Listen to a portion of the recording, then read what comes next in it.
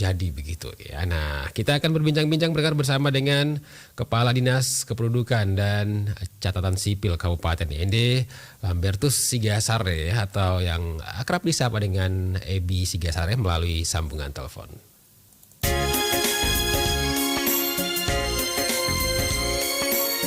Pro 1, Kanal Inspirasi.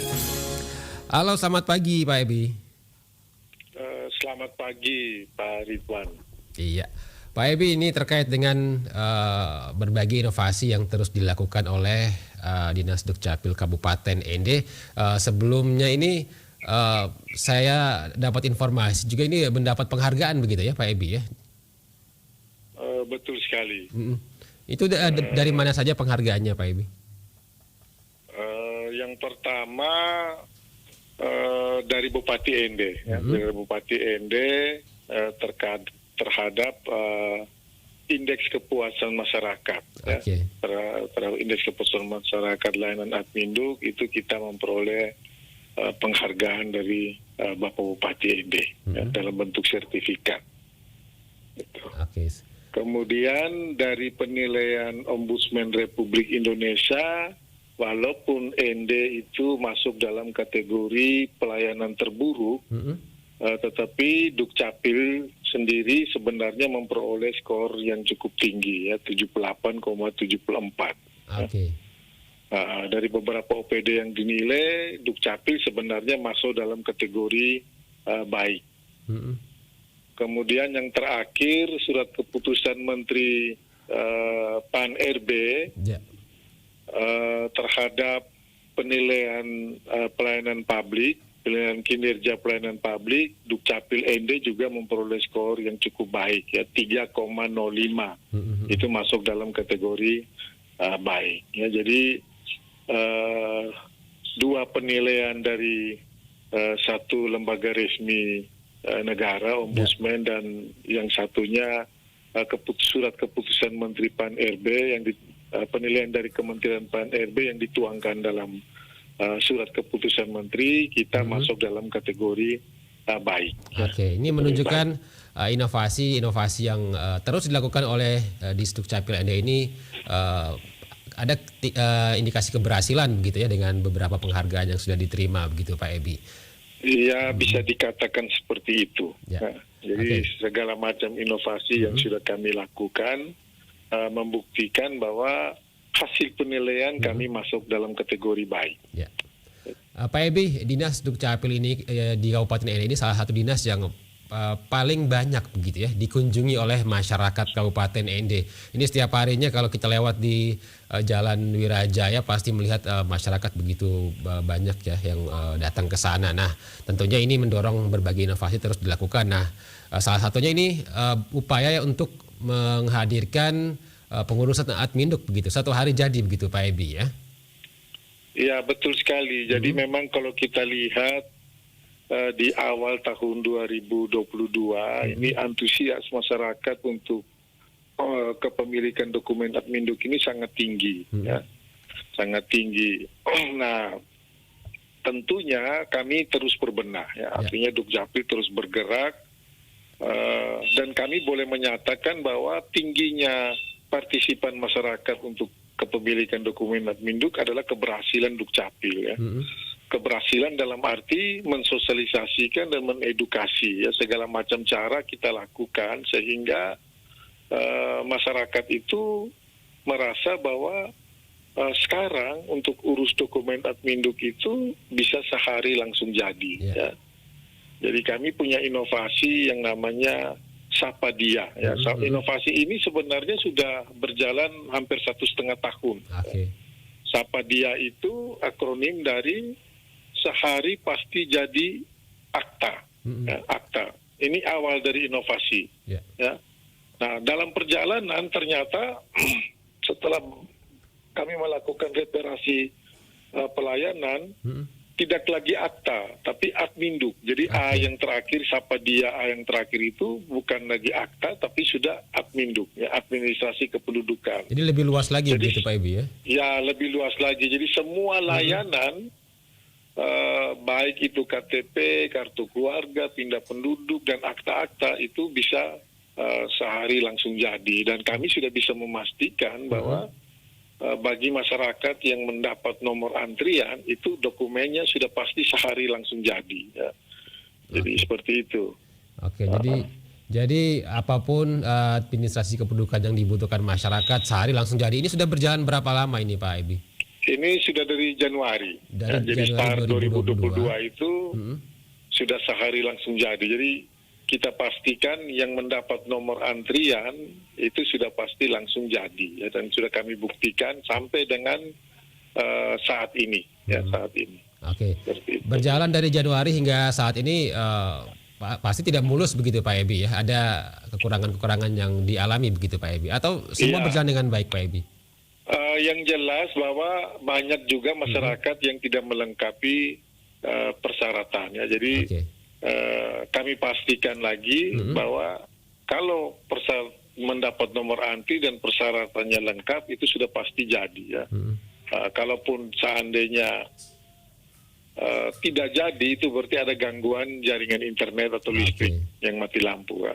Jadi seperti itu berada di luar kendali dari Dinas Dukcapil Kabupaten Ende begitu ya Pak Ebi? Iya, kendala-kendala teknis yang di luar kendali. Kalau semuanya jaringan mendukung, kemudian persyaratan dari masyarakat juga sesuai dengan apa yang dibutuhkan, ini pasti dipastikan satu hari langsung jadi begitu Pak Ebi ya? Betul, betul sekali. Dan selain Sahapadia ini Pak Ebi, ada lagi inovasi lain yang mungkin sedang dipersiapkan atau sudah mulai berjalan yang baru begitu Pak Ebi dari Dukcapil ND? Yang pertama itu kami melakukan perubahan jam kerja.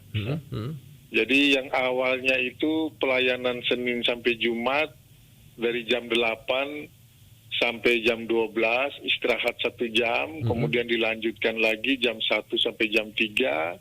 Nah, istirahat 1 jam ini dihapus, jadi tetap melakukan pelayanan. Jadi tidak ada lagi jam istirahat. Full ya? Ya, full. Kemudian di hari Jumat kita hanya istirahat sholat. Ya, setelah itu dilanjutkan lagi. Nah, karena kita melihat bahwa animo masyarakat juga cukup tinggi, maka kami membuka juga layanan di hari Sabtu, ya, walaupun OPD yang lain di Kabupaten Ente libur, tapi Dukcapil terus bekerja. Ya, di hari Sabtu kita coba membuka layanan lagi khusus untuk masyarakat yang mungkin ASN, mungkin karyawan-karyawan swasta yang tidak sempat mengurus dokumen Admindu karena bekerja, ya. Jadi kami buka layanan hari Sabtu ini dari jam 8 pagi sampai jam 12 siang, dan itu sudah mulai dari hari Sabtu kemarin. Ya. Nah, mudah-mudahan dengan penambahan waktu ini bisa mempercepat dalam hal kepemilikan dokumen administrasi kependuduk. Itu khusus hanya PNS ataupun pekerja-pekerja begitu, atau masyarakat lain juga bisa untuk mengurus dari Sabtu? Seluruhnya masyarakat bisa, ya. Seluruh masyarakat bisa mengurus dari Sabtu. Jadi tidak terikat di kalangan PNS atau di karyawan swasta. Baik. Pak Ebi, jadi ini banyak sekali nih. Terus melakukan inovasi dengan ada akronim-akronimnya itu ya, inovasi-inovasi Pak Ebi ya. Dari ada Sahapadia, kemudian juga ada lapak 3-in-1 juga ya. Betul. Nah, untuk lapak 3-in-1 dan Manda 3-in-1, jadi lapak 3-in-1 itu lahir dapat administrasi kependudukan, ya. Harapannya ketika ada keluarga kita atau ada ibu yang melahirkan, kalau dia mengikuti inovasi lapak 3-in-1, anaknya atau bayinya akan memperoleh 3 dokumen. Ya. Yang pertama itu adalah kartu keluarga yang ada bayinya, nama bayinya. Yang kedua itu akte kelahiran, dan yang ketiga itu KIA, ya, atau kartu identitas anak. Ya. Nah, untuk lapak 3-in-1 ini kita sudah bekerja sama dengan 9 Vaskes. Ya. Yang pertama itu Rumah Sakit Umum Daerah Ende, yang kedua Rumah Sakit Misi, kemudian Rumah Sakit Jopu, kemudian Rumah Sakit Pratama Tanali atau Welemosa atau Wawaria, kemudian puskesmas di dalam kota, ya. Ada puskesmas kota, puskesmas Onekore, Puskesmas Kota Ratu, Puskesmas Rukun 5, dan Puskesmas satu lagi Puskesmas di Motopaga. Ya. Nah, jadi 9 Vaskes ini menjadi pilot project dari Lapak dan Manda ini. Ya.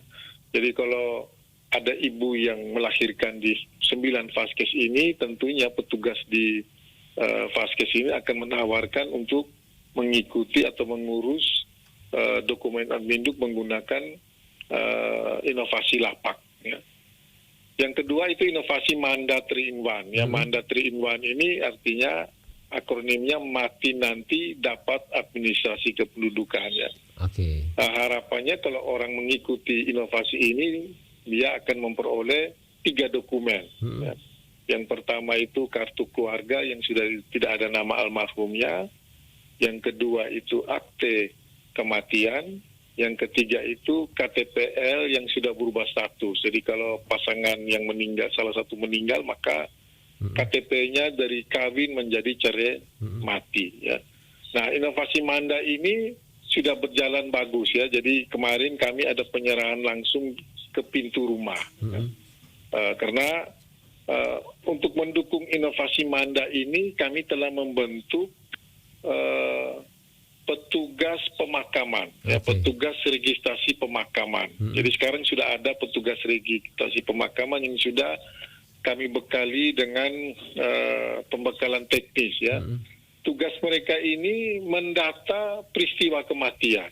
Ya. Jadi memang kita merasa bahwa antusias partisipan masyarakat yang mengurus akte kematian itu sangat rendah di END. Ya. Sangat rendah. Ya, biasanya yang mengurus akte kematian itu hanya dari ASN dan TNI Polri, ya, karena ada kaitan dengan Taspen dan lain-lain. Ya. Nah, untuk masyarakat yang non ASN ini biasanya keengganan untuk mengurus akte kematian. Ya.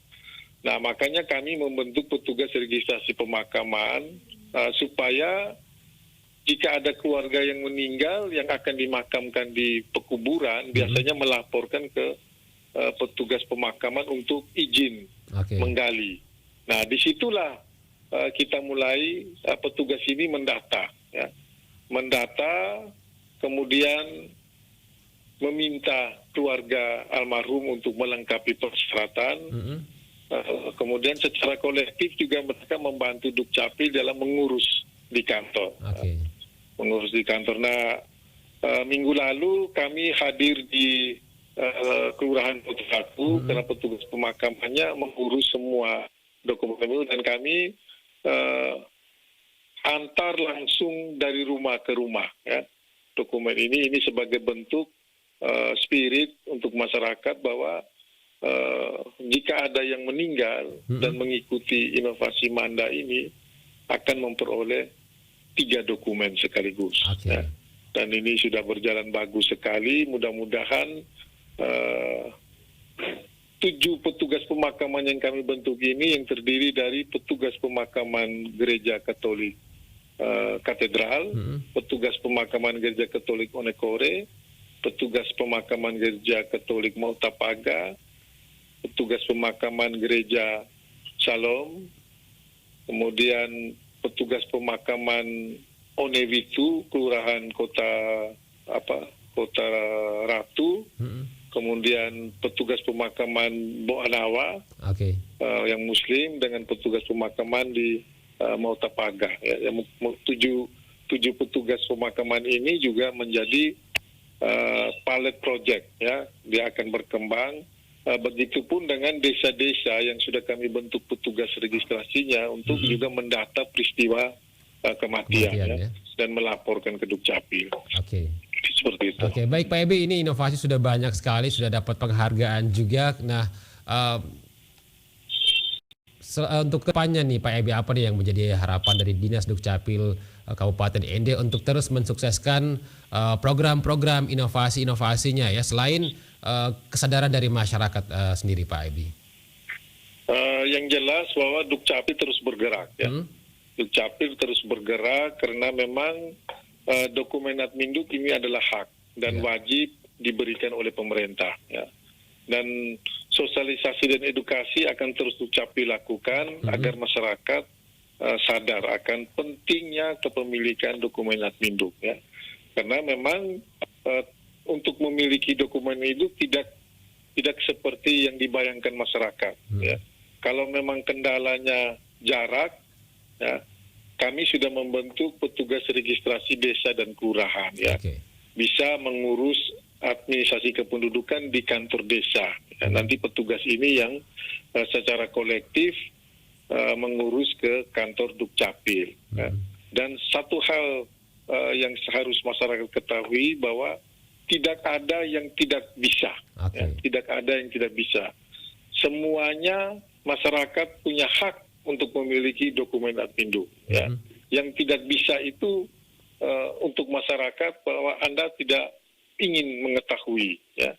Dan kami sebagai petugas layanan publik khususnya di bidang Adminduk akan selalu memberi sosialisasi, selalu menjelaskan agar masyarakat bisa memiliki dokumen administrasi kependudukan. Sekali lagi, tidak ada masyarakat yang tidak bisa memiliki. Ya. Tanpa syarat-syarat pun sebenarnya bisa. Ada solusi-solusi yang diatur di dalam regulasi. Ya, seperti itu. Jadi tinggal berkomunikasi saja ya dengan petugas-petugas di Dukcapil ya Pak Ebi ya? Iya, betul sekali. Baik. Pak Ebi terima kasih informasinya bersama RRI ND pagi ini. Pak Ebi sukses terus untuk program-programnya Pak Ebi. Terima kasih dan salam sehat untuk seluruh pendengar setia RRI. Salam sehat, selamat pagi. Selamat pagi. Pendengar baru saja bersama kami Ebi Sigasare ya yang sudah tadi menyampaikan berbagai inovasi yang terus dilakukan oleh Disdukcapil Kabupaten ND ya untuk terus mensukseskan program-program kerjanya terkait dengan kepengurusan ya Adminduk ya di Kabupaten ND. Nah, kami masih